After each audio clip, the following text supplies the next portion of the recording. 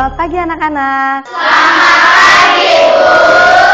Hari ini kita akan belajar tentang siaga bencana.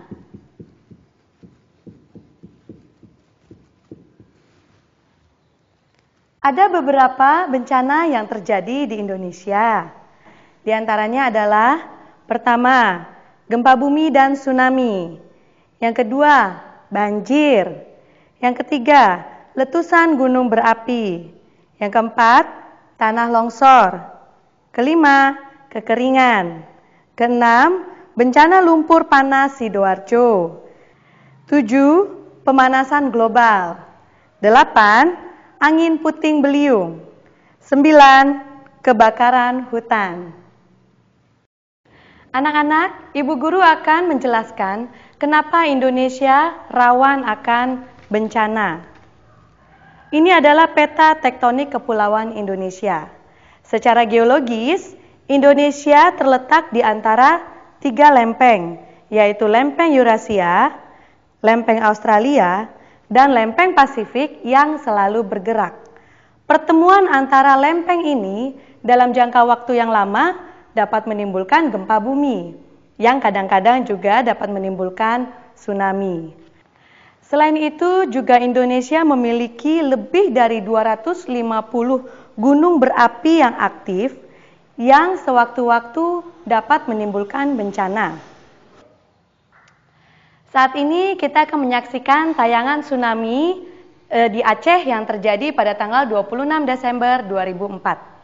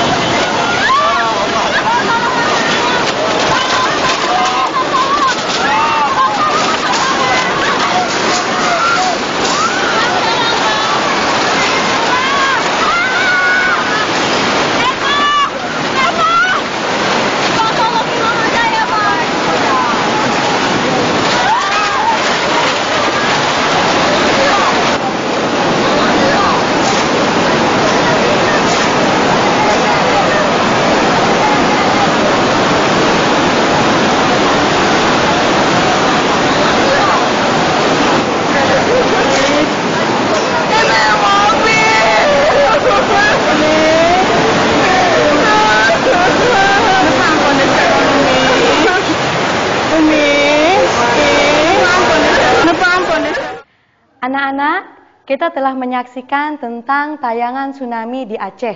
Sungguh mengerikan, bukan? Ada lebih dari 300.000 jiwa yang meninggal. Sekarang Ibu akan menerangkan bagaimana terjadinya tsunami. Bagaimana tsunami bisa terjadi? Salah satu penyebab terjadinya tsunami adalah gempa tektonik. Selain itu, tsunami juga bisa disebabkan karena longsor di dalam laut, letusan gunung api di laut, dan jatuhnya meteor ke laut. Apa itu gempa tektonik? Permukaan bumi dibentuk oleh lempeng-lempeng tektonik. Lempeng-lempeng itu bergerak dan gesekan antara satu lempeng dengan yang lain menimbulkan guncangan yang disebut sebagai gempa bumi atau gempa tektonik. Bumi kita terdiri dari lempeng-lempeng, di antaranya lempeng Eurasia, lempeng Australia, dan lempeng Pasifik. Inilah animasi tsunami. Ada 2 lempeng yang saling bergesek. Lempeng di bawah laut bergerak ke kanan, menujam lempeng bagian atas.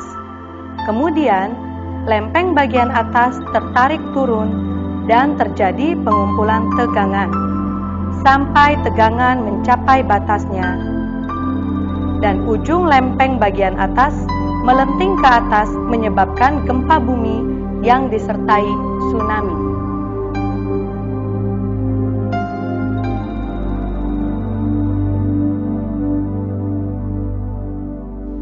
Kenapa begitu banyak korban? karena mereka belum mengerti dan belum belajar tentang siaga bencana. Nah, kalau bencana itu terjadi pada kita, apakah kita sudah siap untuk menghadapinya? Belum. Nah, kalau bencana datang dan kita tidak siaga bencana, apa yang terjadi? Coba ada yang tahu nggak? Coba Lina. Kita akan menjadi korban, Bu. Siapa lagi?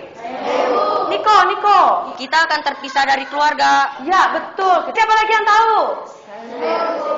Udin. Kita tidak bisa belajar lagi, Bu, karena buku-buku hancur. Ya, nggak bisa belajar deh, buku-bukunya hancur. Ya, siapa lagi yang tahu? Bedu. Wah, kalau terjadi tsunami, mobil-mobilan, pistol-pistolan, sepeda saya hancur. Iya, tapi benar apa yang dikatakan oleh teman-teman Niko, Lina, Bedu, Udin, bahwa kita terpisah dari orang tua, mainan kita semua hancur. Nah, mau tidak kita mengalami semua itu? Tidak. Kalau tidak mau, kita harus siaga bencana. Tapi bagaimana caranya, Bu? Caranya, kita harus tahu tanda-tanda bencana dan kita juga harus mengetahui apa yang akan kita lakukan jika ada tanda-tanda bencana. Selain itu, kita juga harus menyiapkan tas siaga yang berisi keperluan yang harus kita bawa. Kalau tsunami tanda-tandanya apa, Bu? Ya, Bu, apa tanda-tandanya? Jangan-jangan sebentar lagi ada tsunami. Takut, Bu. Bedu, kamu ini penakut sekali. Dengar dulu penjelasan Bu Guru. Masa tsunami datangnya tiba-tiba tanpa ada tanda-tanda? Benar seperti yang dikatakan Udin. Tsunami tidak terjadi secara tiba-tiba. Ada tanda-tandanya. Pertama, tsunami diawali oleh gempa yang terjadi di bawah laut. Dan itu terasa di sekitar wilayah pantai. Yang kedua, air laut di sekitar pantai surut secara tiba-tiba sangat rendah, seperti dia tersedot ke dasar laut. Ketiga, tercium bau garam yang tidak seperti biasanya dari arah pantai.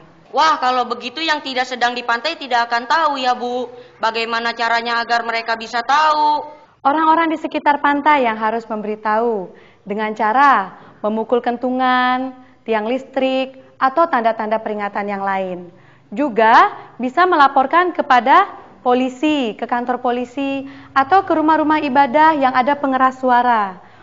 Kita harus mengadakan pemberitahuan supaya orang-orang di sekitar desa, di sekitar tempat sana, mengerti dan tahu bahwa terjadi tanda-tanda bencana. Tapi anak-anak harus tahu bahwa tidak semua gempa menimbulkan tsunami. Jadi kalau terjadi gempa, jangan panik dan jangan takut. Jangan langsung berpikiran, wah ada tsunami. Nah, Ibu Guru akan memberitahu bahwa gempa ada dua macam. Yang pertama gempa tektonik yang disebabkan oleh pergerakan lempeng atau patahan. Dan yang kedua adalah gempa vulkanik yang diakibatkan oleh aktivitas gunung berapi. Bu, kalau begitu apa yang harus kita lakukan pada saat terjadi gempa? Pertanyaan yang baik sekali. Kalau itu terjadi, yang pertama-tama kita lakukan adalah tetap tenang dan jangan panik. Kalau kita sedang berada di dalam ruangan, apakah itu ruangan sekolah ataukah di dalam rumah, kita harus bersembunyi di kolong meja, berpegangan pada kaki meja atau di kolong bangku yang kokoh. Atau kita juga bisa merapatkan diri ke sudut dinding dan kita menjauhi benda-benda yang mudah pecah seperti kaca jendela, lampu, atau perabotan-perabotan yang gampang pecah.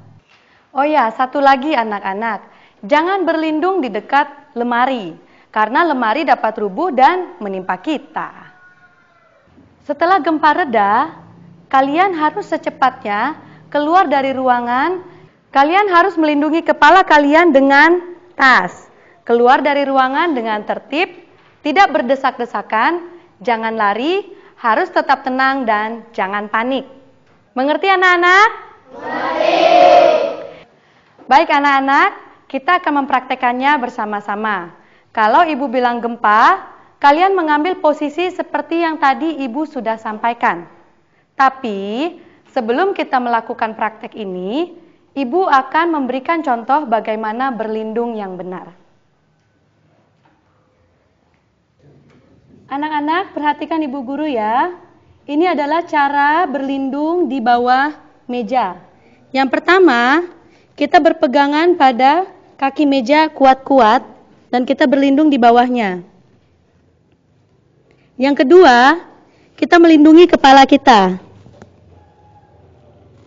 Atau cara yang ketiga, satu tangan berpegangan pada kaki meja dan tangan yang lain menopang tubuh kita di lantai, seperti ini. Anak-anak mengerti? Mengerti. Satu hal yang anak-anak perlu perhatikan adalah bahwa jangan berlindung di bawah meja bagian tengah, karena bagian tengah meja mudah patah. Berlindunglah di bagian siku meja, di salah satu sisi kanan atau sisi kiri. Baik anak-anak, sekarang Ibu Guru akan mempraktekkan bagaimana berlindung di sudut dinding. Anak-anak, Ibu akan memberikan contoh bagaimana berlindung di sudut dinding yang benar. Pertama, kedua lutut kita menempel di lantai. Yang kedua, tangan kita dua-duanya melindungi kepala dan kepala sedikit menunduk. Seperti ini. Atau dengan cara yang sama, kita juga dapat menggunakan tas untuk melindungi kepala kita. Seperti ini anak-anak. Dan satu tangan di lantai. Mengerti? Mengerti. Sekarang kita mau praktekkan. Siap? Siap. Pada bapak ibu ya, ketika ibu bilang gempa, kalian lakukan apa yang tadi sudah diajarkan. Siap ya? Siap. Gempa!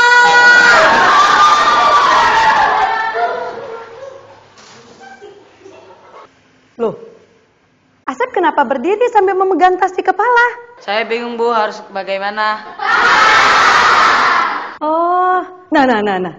Kok Budi dan Iman juga saling berpelukan? Kenapa? Oh ya Bu, tadi saya kebingungan. Oh, kalau begitu karena di antara kalian ada yang belum mengerti, mari kita ulangi lagi latihan ini bersama-sama ya. Kalau Ibu bilang gempa, kalian mengambil posisi seperti yang tadi sudah Ibu praktekkan. Siap ya anak-anak ya? Gempa!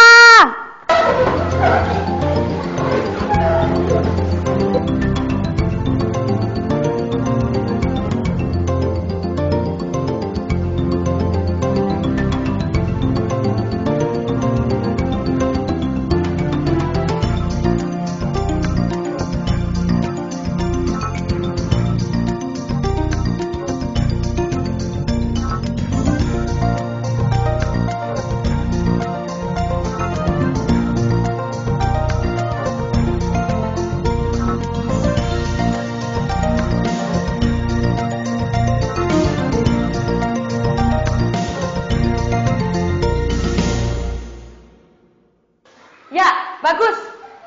Sudah pada mengerti semua? Bagus. Anak-anak, sekarang gempa telah reda. Kita akan keluar menuju lapangan terbuka di sebelah sekolah. Tetap tenang, jangan panik. Kita keluar dengan tertib, tidak berlari-lari, dan tas tetap di atas kepala. Siap ya?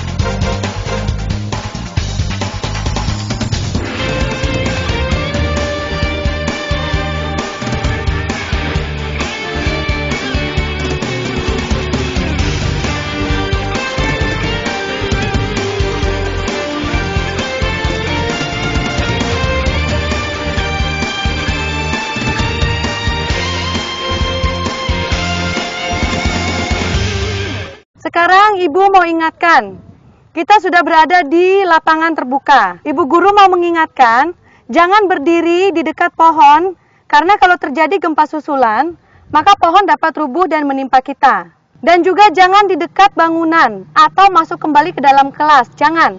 Karena bangunan itu dapat roboh. Sekarang kalian sudah mengerti kan apa yang akan kalian lakukan kalau terjadi gempa? Sudah mengerti ya? Bagus. Anak-anak, latihan kita sudah selesai. Sudah cukup, gempanya sudah reda. Sekarang kita mau kembali ke dalam kelas kita. Boleh diturunkan tasnya dan kita mau kembali ke kelas dengan tertib. Ya, dimulai dari Erik. Ayo, kita mau kembali ke dalam kelas kita. Yang tertib tidak perlu lari. Yang tertib.